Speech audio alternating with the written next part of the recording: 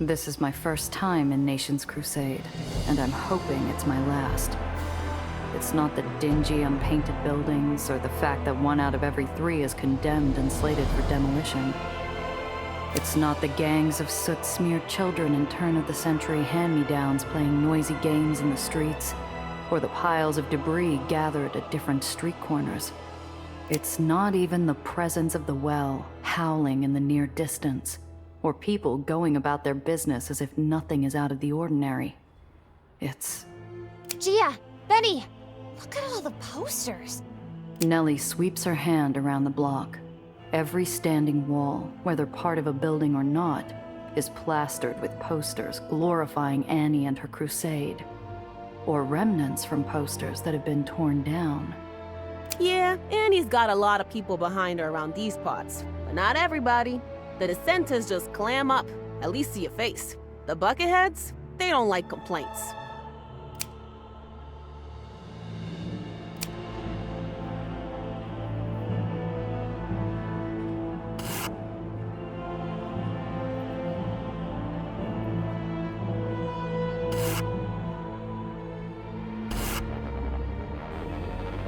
The roadway ahead narrows into a toll road like nothing I've ever seen before. An entire mobile unit of bucketheads is gathered at the checkpoint, including manned squads of intercept cars and heavy battle wagons. Holy cats! Look at all that hardware! It would be suicide to try and blow past this checkpoint, so I stop the car. The second the brakes take hold, a shack next to the checkpoint opens, and a pastor steps out, flanked by 2 armored bucketheads.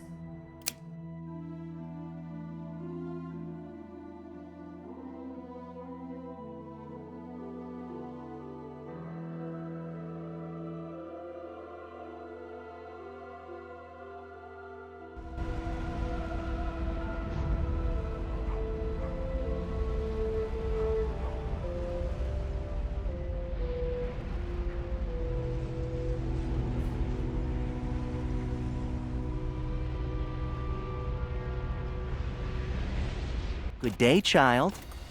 Let's take a quick look, And let's not forget the toll. Charging a toll here is akin to extortion, but they have the heavy weapons, and I don't.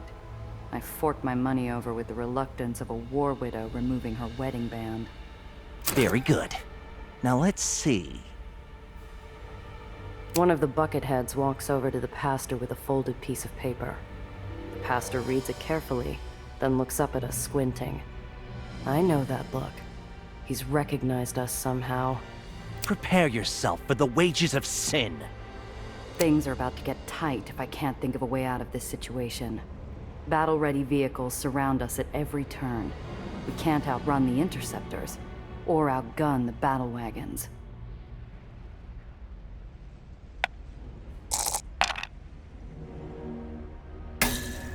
The second he takes his eyes off of me, I speed draw my revolver and jam it into his ribs. He doesn't yell for help or fight like I expected. He faints. Oh, crap. The bucketheads level their rifles at me. Benny shoves me just before my windshield explodes into shards under the concentrated gunfire. Steering blindly, I stomp the accelerator, hoping to gain a little distance from the chase vehicles. We're barely away when the assembled vehicles pounce on us. It's going to take a miracle to get us out of this one.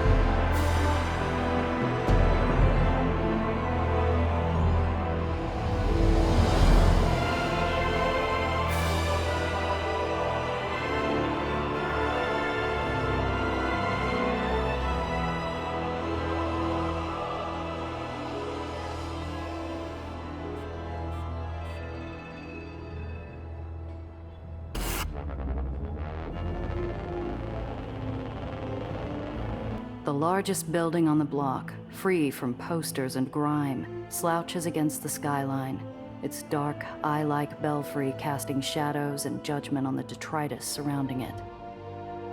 Our destination awaits, ladies.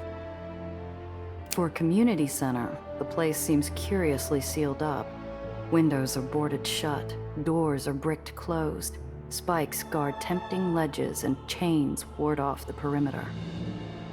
That's the mission. That's where I snapped the photo. No one's looking this way, so let's bust in pronto. Wait, where are the guards? Guards? Why'd they need guards? Look at the place. Buttoned up or not with what's inside? Fat chance. There has to be something. Benny, they don't need guards. Benny follows my eyes to see a half-dozen open windows facing us and our supposed entrance. An elderly woman with a pie walks past one, sending a disappointed side-eye towards my trousers. Oh, I see. They got surveillance. Of the busybody variety. We need to find a more discreet entrance. Oh, if you say so. Follow me. I know exactly the spot. He leads me past our supposed entrance and into a recessed sewage access tunnel running alongside the mission. Down some stairs, we find a wall of bricks in the shape of an old door. Why didn't you mention this before? I don't like the smell of this place. It's gross. With nothing more to add to his simple explanation, he pulls out a crowbar from his backpack and smashes the loosely bricked up doorway, revealing a tunnel behind it after a few solid whacks. Where did you get that crowbar? You didn't have it at the lighthouse. I swiped it from Cress's garage last night. Figured we'd need it. Here you go, Cress. Thanks. Why, you little...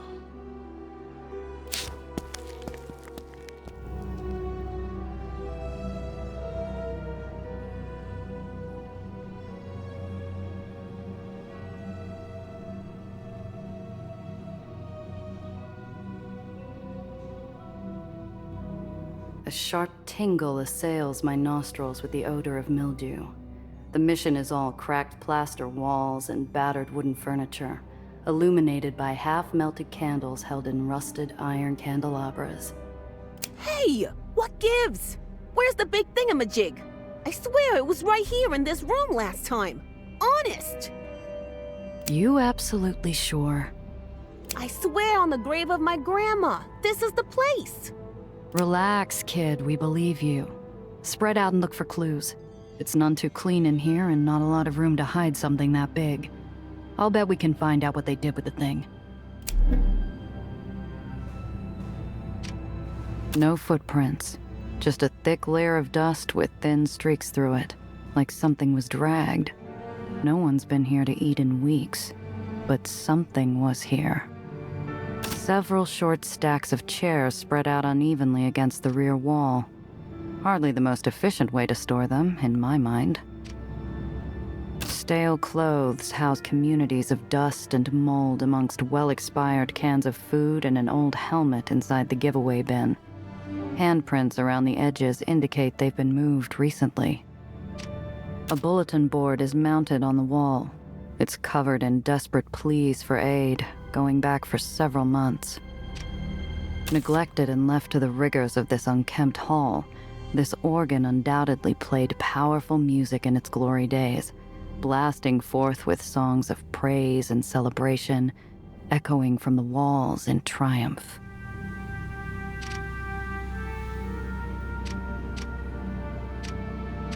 Wait a second. Deep cracks spread out across the wall call out like a dinner bell on an old farm. Someone tried to cover them up with plaster, but did a poor job hiding anything at all. The phonograph record has fallen halfway out from behind the organ.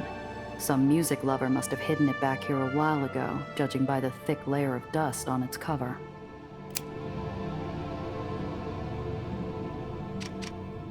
Hate to see donations go unused. A quick rummage amongst the decay and my hand falls on something useful.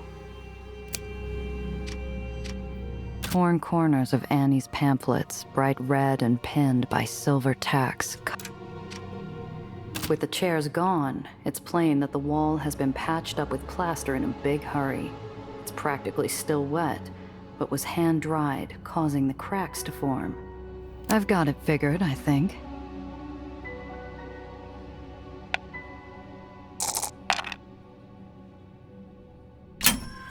Hidden compartments and rooms are a smuggler's bread and butter. Hell, I've plastered over a few walls myself.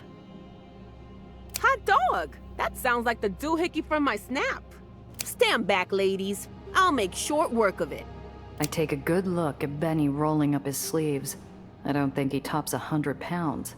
I'd better step in. The kid's all determination and has a bat, but not enough mass. Whoa, settle down, Benny.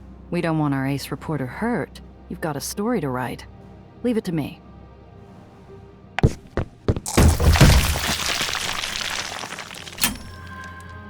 I roll my neck slowly before charging straight at the wall, putting my shoulders straight through it. A few puffs of powder rise into the air, but not much else.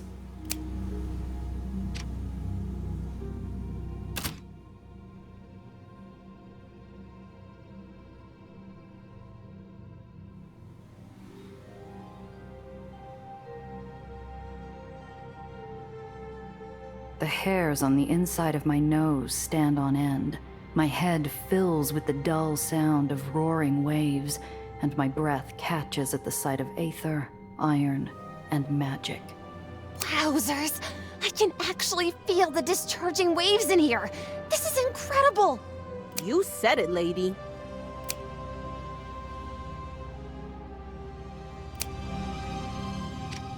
A lone, somewhat shabby office desk sits in front of the amplifier, absurd in the size difference.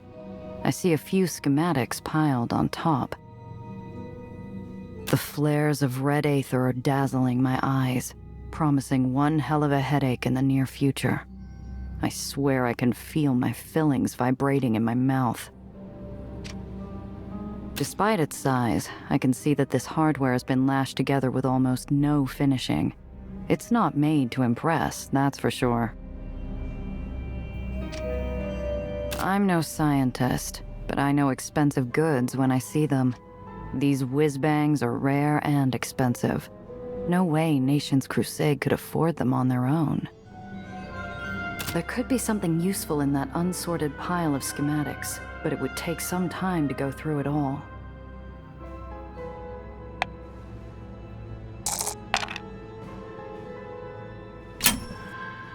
The seemingly endless pile of flimsy schematics are way over my head for the most part, but I spot something in there that looks similar to Nellie's work.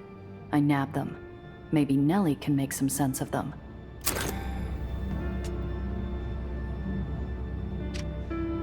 Temporarily oblivious to my existence, Nellie rushes forward, walking around the amplifier as far as she can manage, mumbling to herself for several minutes. After my initial observations, I've come to two conclusions. First, the purpose of the amplifier. It is my belief that it is working in concert with other devices within the district to shield Nations Crusade from the well's gravitational forces. Second, the capabilities of the amplifier. I believe it shouldn't take more than a few adjustments to repurpose it to work with Daisy. So, we could activate the machine from Nations Crusade and not inside the well. Exactly. I like the sound of that. Now we just have to make Annie play ball. Clam up. Someone's coming. We all stand stiller than Roman frescoes out of a book. Sure enough, voices and footsteps radiate from the front door of the mission. We need to get out of here. We burst into the front room. Someone's at the front door working the locks. I have only seconds to respond.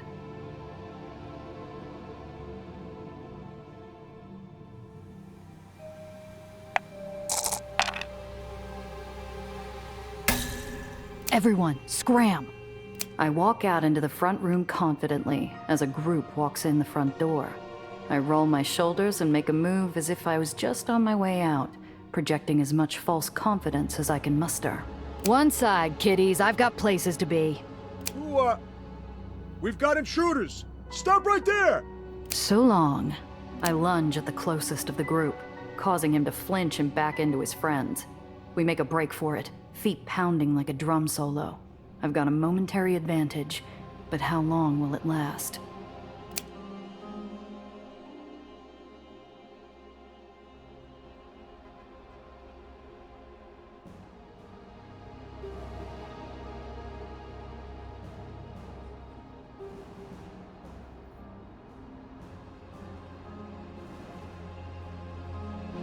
Back on the street, a rushing river of bobbing hats ranging in colors and size pulls us into its current. Amongst the crowd, some sing, others dance, yet all wear plastered shark-toothed smiles. What gives? Where are they all headed? Rather spooky, isn't it?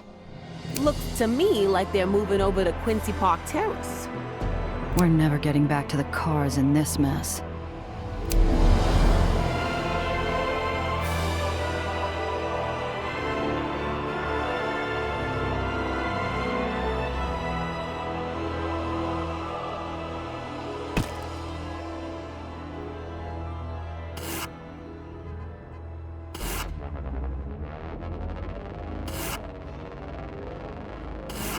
I must be driving funny as I move slowly through the crowd.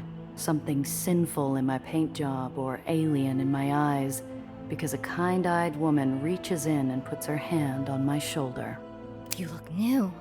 I'm glad you're coming along. Annie has a teaching in store for today that will open your eyes. Ah, I see. Thank you very much. You are coming, aren't you? This really is something you shouldn't miss. She speaks half to the crowd while her grip tightens on my arm. Wandering eyes of passers-by lend countless invisible strings to fasten me in place, keeping my foot only hovering above the accelerator. You really shouldn't. She and the crowd have me surrounded. I stare into those eyes and imagine what it means to be a fly trapped in a spider's web. Her grip tightens almost painfully, but then she lets go, walking off with a smile and a wave. Hope to see you soon.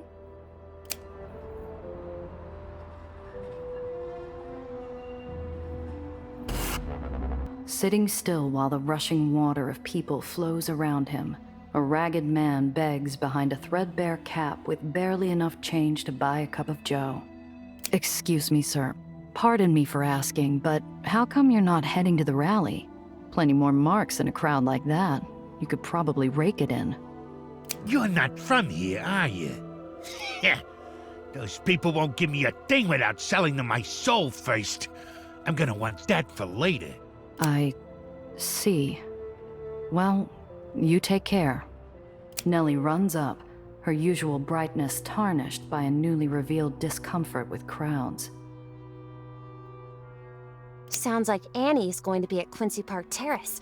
We can talk to her and ask about the amplifiers. See if she'll help us. Might be a story in it. Okay. It's been a while since I've been to church, though. Hope the holy water doesn't burn me too badly. The streets are teeming with foot traffic as we make our way to the grand concert hall in Quincy Park Terrace. Luckily, by the time we find somewhere to park in all of the traffic, we're among the last entering the venue.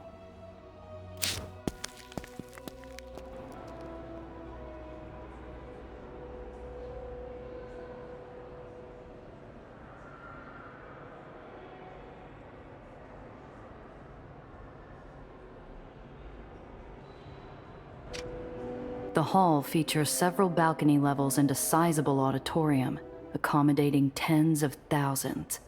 Every square foot of space is crammed with the faithful, packing themselves in, shoulder to shoulder with perfect strangers. And here, we are safe. Here, we are free. God has decided that we are to live in the storm, that we may shine brightest to those who need salvation. The faces of Annie's people are shining with perspiration, shouting their devotion until they're hoarse. I keep a tight grip on Nellie's arm so I don't lose her or Benny in the crowd.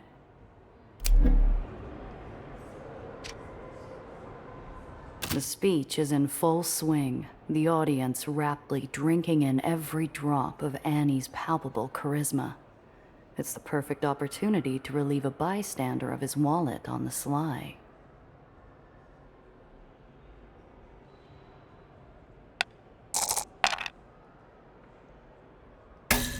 I bump into another member of the crowd, hoping to dart my hand into his pocket. He goes to catch his balance, nearly knocking me over, and casts me an angry glare. I've drawn too much attention to myself now. Not worth risking another attempt for some petty cash. Annie's audience is making a full-course meal of her impassioned sermon. Their eyes shine with the inner light of unshakable faith. I have to hand it to Annie. She's got the meeting out of the palm of her hand. In the wilderness, surrounded by enemies, Moses held up an image of power upon his staff, an image of fear to the evil, but of salvation to the faithful. Nations Crusade will offer that image in the lowers. You, my friends, need not worry that you are chosen. Behold the yawning vortex of pandemonium. See how those mired in sin falter, while the lambs of our crusade remain strong. Thanks to a bunch of lashed-together Aether amplifiers running interference, that is. Our prayers have not fallen upon deaf ears. The halls of earthly power cannot help but shake to their very foundations when confronted with our Lord. If the trust is behind your sudden acquisition of red Aether-powered amplifiers, I have the feeling it's the halls of power shaking you down, sister.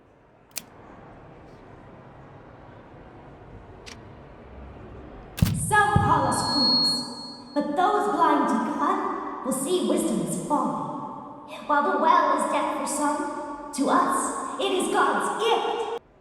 I let the even, impassioned speech wash over and through me, trying to see through her words. Is she a nurturer or a fiery rabble-rouser? Deliverer or warlord? Something is going on beneath the surface, where we're not meant to look. I motion with my hands, drawing my group closer together for a conversation. Pretty words, but Annie is deliberately downplaying the danger of the well. What's her angle? Does she really think people can live so close? I do hope Annie has plans beyond relying on the amplifiers alone. Surely if she cares for her people, she'll understand the danger the well represents. Feeling a little of that old-time religion, Dr. Reinhardt? Gia, she just feels different from the other barons. I say we at least make the attempt to talk it out. Are you kidding me? Annie is nothing but trouble with a capital T. She's hiding things from her people. Remember that doohickey we saw earlier? She's double-dealing and up to no good. I see your point, kid, though it doesn't pay to jump to conclusions. You asked what I thought, and that's what I gave you.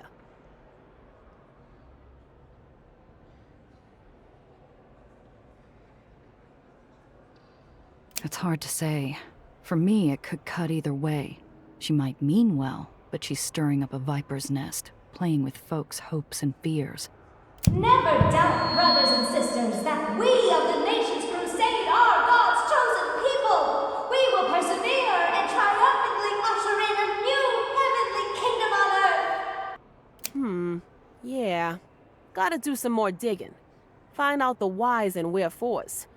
Good thing you've got ace reporter Benny Castellano with you. Either way, I hope we can convince her to help us. Everything depends on us getting that amplifier. And now, brothers and sisters, turn to your neighbor and embrace them. For there are no strangers in this barony. All are the children of God. Nellie squeezes Benny like a rag doll. The kid blushes to the roots of his hair.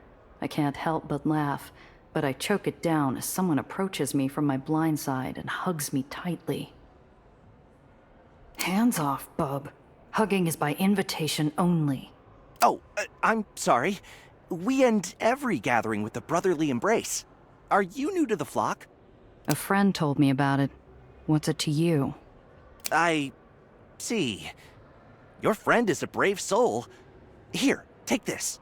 Perhaps it will help you along your path.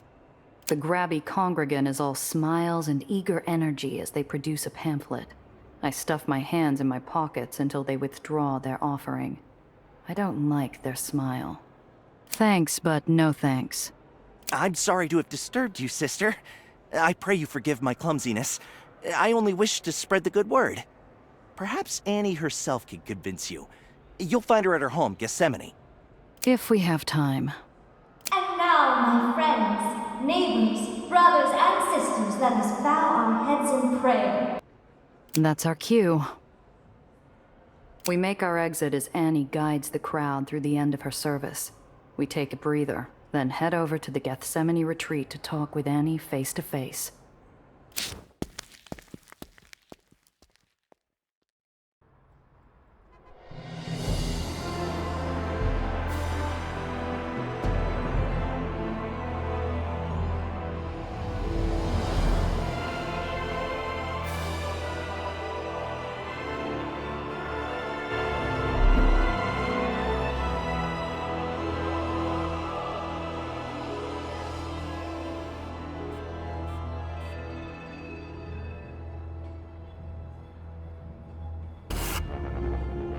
It's not much to look at, but when holing up in a place surrounded by allies who have already faced the worst this neighborhood has to offer, the sense of being hunted feels distant. That's more important than all the creature comforts of a swank high-rise.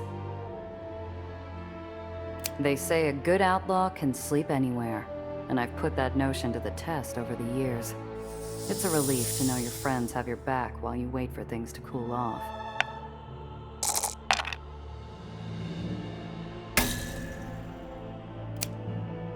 I'd say the place has been picked clean, but there's nothing clean about it. It's empty and spent.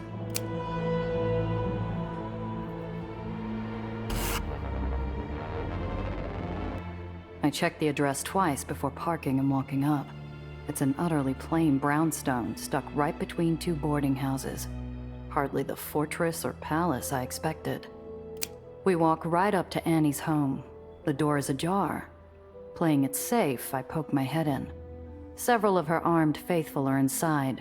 They all take note, but are not in formation or attention. One of the bucketheads walks over to us. Welcome to Gethsemane, pilgrim. We've come to see Annie. We've been told she'll see anyone. Annie only sees those with the light of penitence in their hearts. Have you come to seek salvation?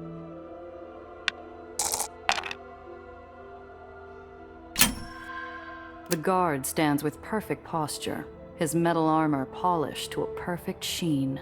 He clearly takes a lot of pride in their station.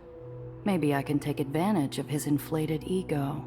I've gotta say, you really run a tight ship here. If I were Annie, I'd feel well protected. But you can clearly see I'm one of the good guys, right? Well, far be it from me to succumb to the sin of pride. But clearly your heart is in the right place. You may enter. Follow us.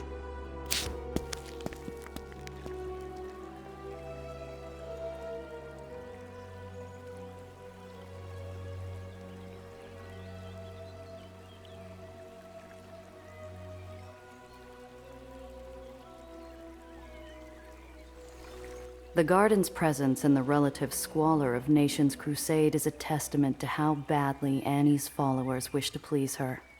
The hedges are perfectly trimmed, the fountain and pond fresh and clean, the stonework well maintained.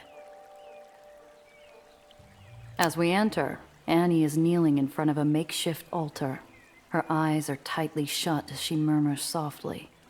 The only sight marring this idyllic scene is the ever-present well, boiling and booming in the distance.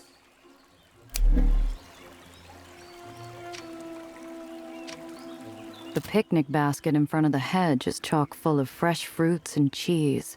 Even from several feet away, the scent of the ripened bounty fills the air. From behind the tall buildings around the brownstone, I can make out the bitter promise that is the well, a promise of oblivion, an end to futures.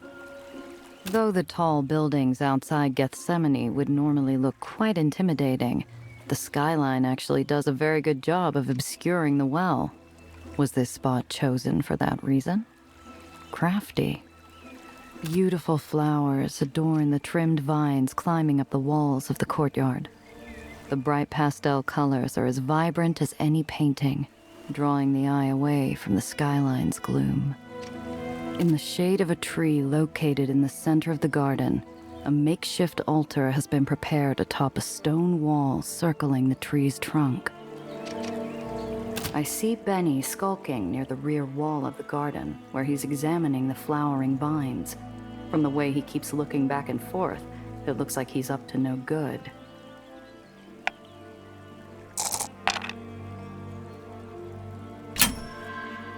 Benny's so focused on the flowering vines that he doesn't see me coming. He leans forward, sniffing at the flowers. Steadying himself with his jacket open, his hand shakes with anticipation before making the grab. "Hey, Benny." Benny yelps and turns around to face me. While he turns, I reach out with my far hand and snatch a yellow flower from one of the vines, as quick as a pickpocket. I hold it up to him, smiling.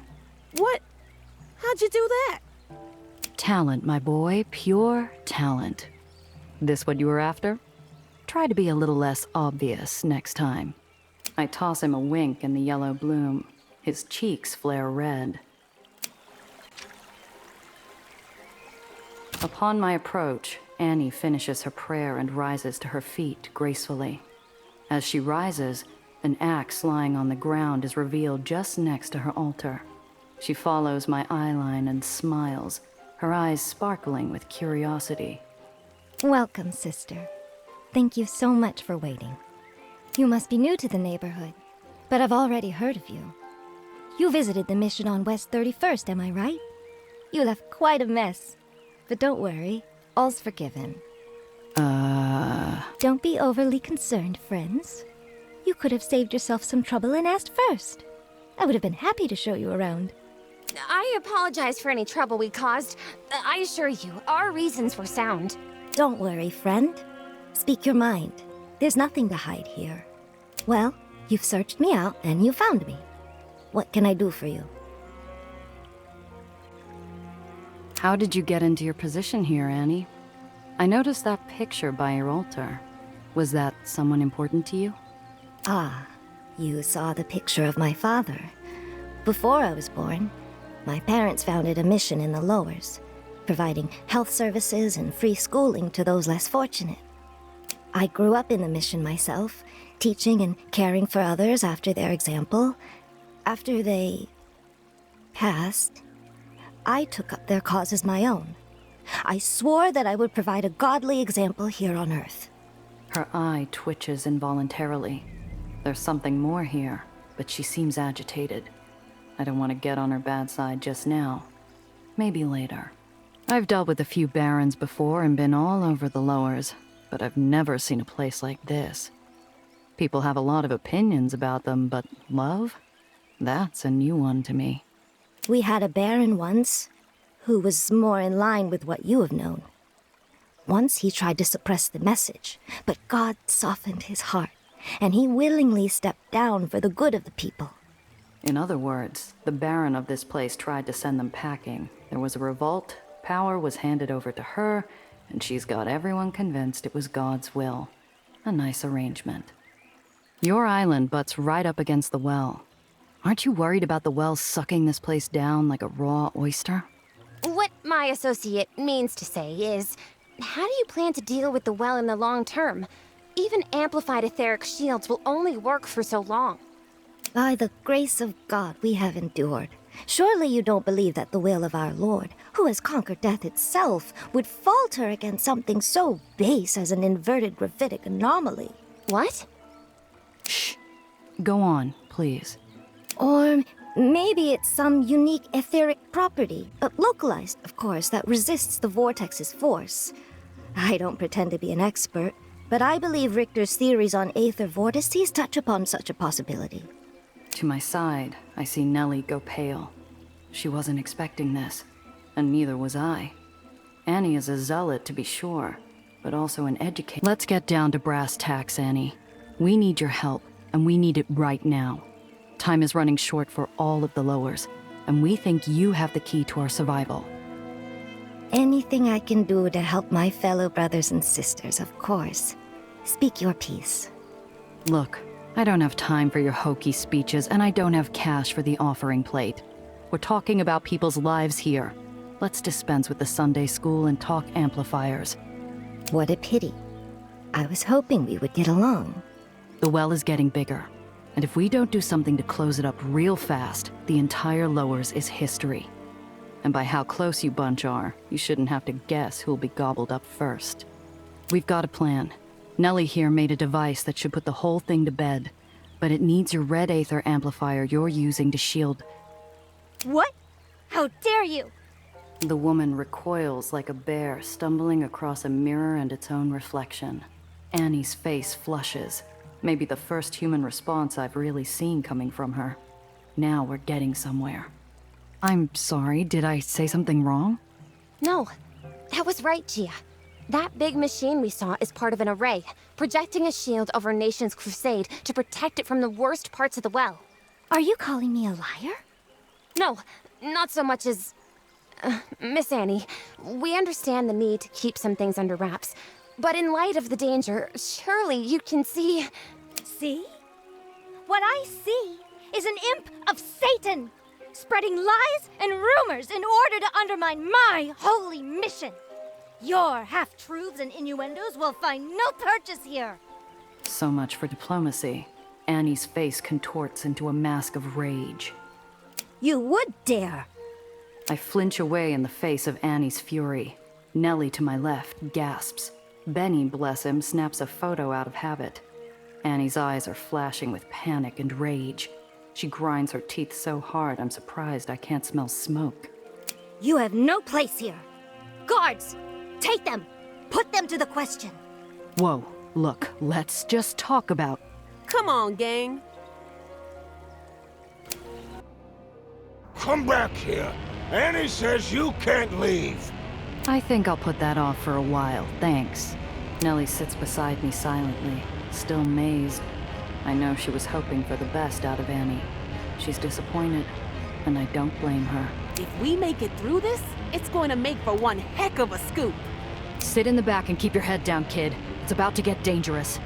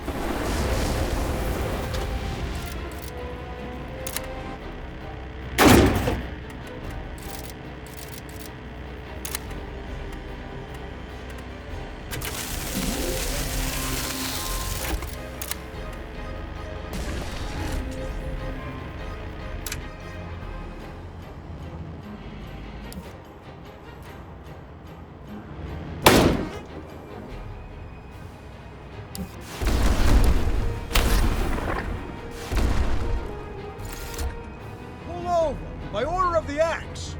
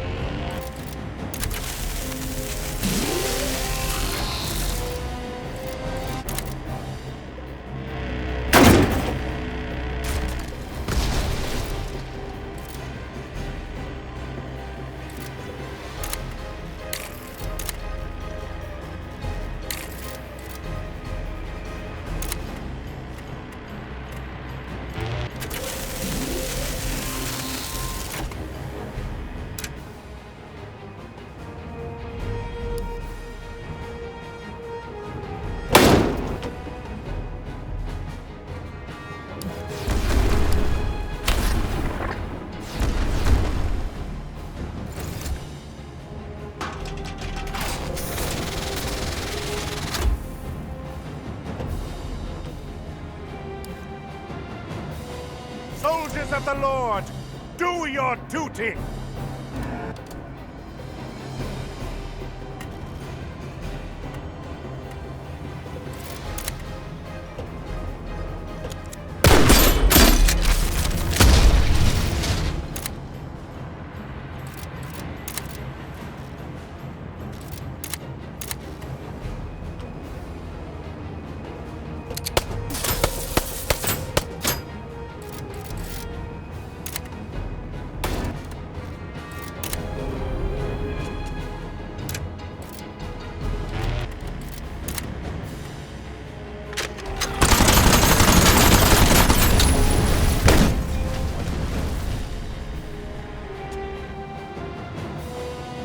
My heart starts slowing back down to normal as the nation's crusade cars are left in the distance. I roll down my windows to vent the pervading smell of cordite in the air. What do we do now? She just threw us out, without any good reason. Let's head back to the hole. We didn't come all this way just to quit. We'll find a way.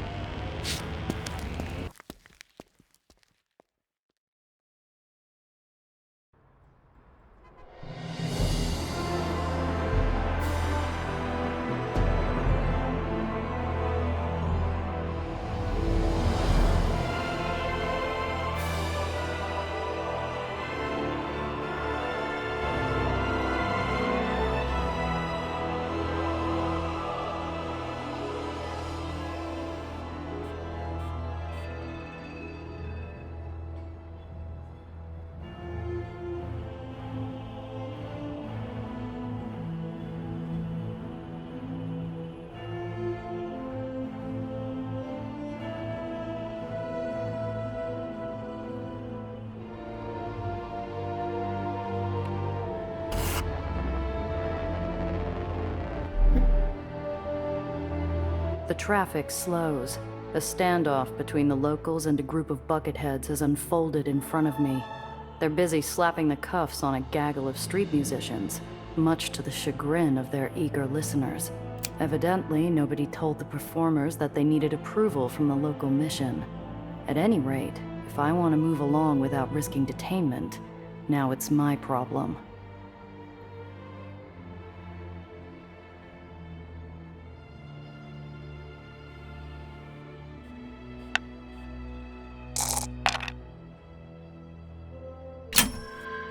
I pull the parking brake and slip out onto the sidewalk, making my way to the rear of the paddy wagon. With the bucketheads preoccupied by their rowdy audience, nobody sees me jimmy the lock.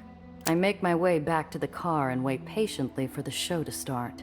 As soon as the bucketheads load the would-be violators into their wagon, the captives shimmy out onto the sidewalk and make a break for it. The crowd's screams and jeers turn to laughter as the bucketheads begin to give chase on foot. I wait for the street to clear, and then continue on my way.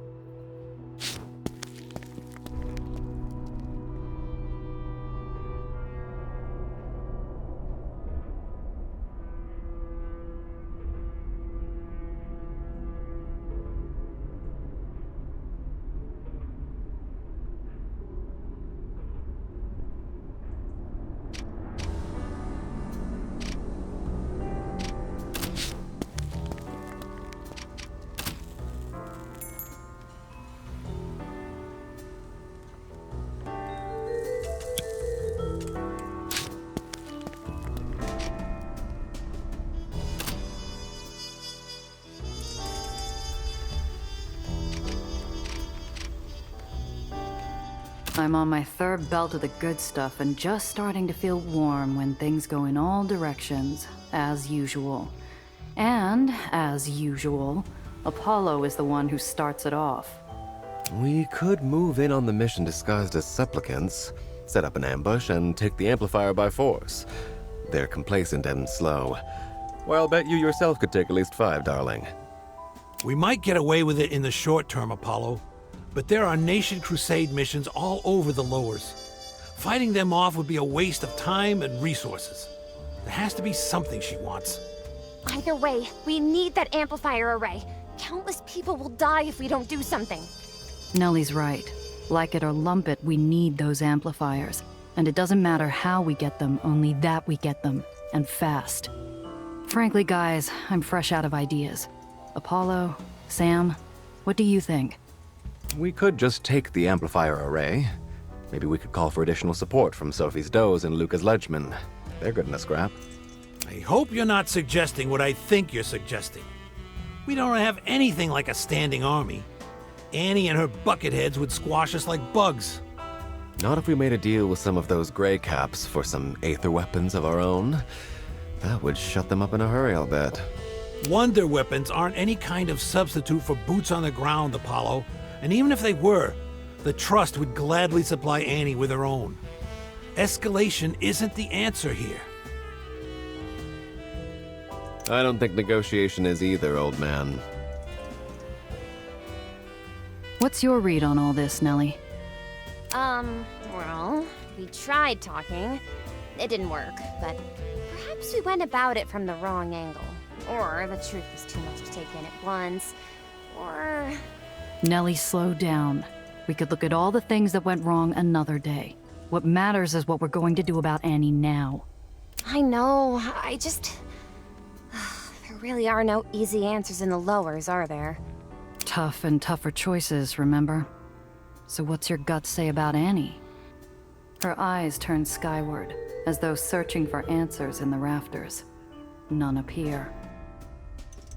I wanted to work with her, but I suppose if that's not an option, if we have the means to take the amplifiers by force, we should. You're serious? It's an option, isn't it? The well's growing fast. If we don't get those amplifiers, it'll be too late. All my work, what happened to my colleagues, it'll all have been for nothing. I've been thinking it over, and I have an idea of how to bring Annie to the table. Annie's strength comes from the overwhelming support of her people, but there are cracks in the foundation. We can work with that, eliminate her support, and we eliminate Annie. Exposing her lies and half-truths will make her people turn on her, which leads me to our secret weapon. Benny, how many photos did you snap during our little trip through Nation's Crusade? I got about 3 rolls worth. Not all of them are keepers, of course, but still, that's something like 70 snaps? 70. Hot dog. If we expose those photographs and disseminate them effectively, the little pisher's pictures might be just what we need to show the people what's really keeping them safe. Nice work, kid. Want a job? We can always use another set of eyes. I'll pass. I'm a reporter, not a revolutionary. You can have the film, but then you're on your own. I should convince Benny to stick around. He's good at sticking his nose into Annie's business, and he's better with a camera than I am. And I hate to admit it, he's growing on me. I could use a few laughs. Benny, if this thing is going to survive, we need someone to sound the horn, so that everybody gets the message. Get your stories out there, and the sky's the limit. Don't you think the people deserve a voice? Yeah. Yeah, they do. So what do you say, Big Mouth? Are you in?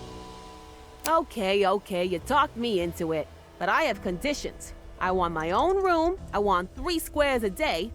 Oh, and I want a box of good cigars. I think we can manage that, kid. Now, we've got your photos. That's a good starting point.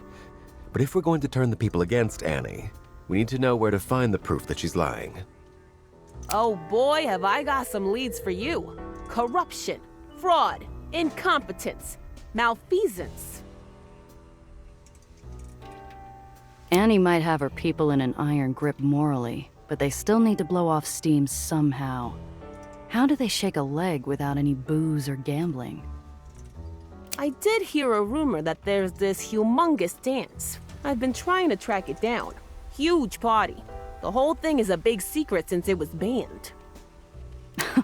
A dance? Yeah. Word is, it moves from place to place so it can't be rumbled by the bucketheads. Sure would make Annie look like a sucker, right? I'll say, it wouldn't look good for Annie to be caught slipping. I don't suppose you've looked into Annie's love life, Benny. Sure.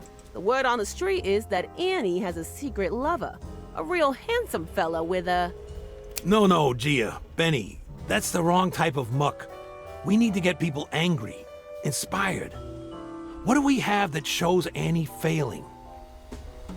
A movement like Annie's grows with gatherings, to spread the good word. Have you looked into her rallies and sermons? Anything we can use? So there's this big pilgrimage thing that Annie's got. All about her. Seems there's been problems lately. Mysterious things. Attacks, money going missing. It all stings to high heaven. That's more like it. Anything else? I'm impressed, Benny. You came through with some good leads. Aw, shucks. See, my friends, this young man is already paying off for us. Well done, lad.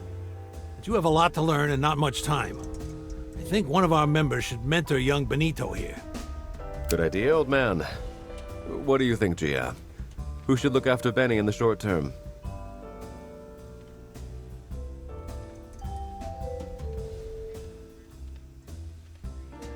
I don't want to risk Benny in a ring or out in the streets just yet.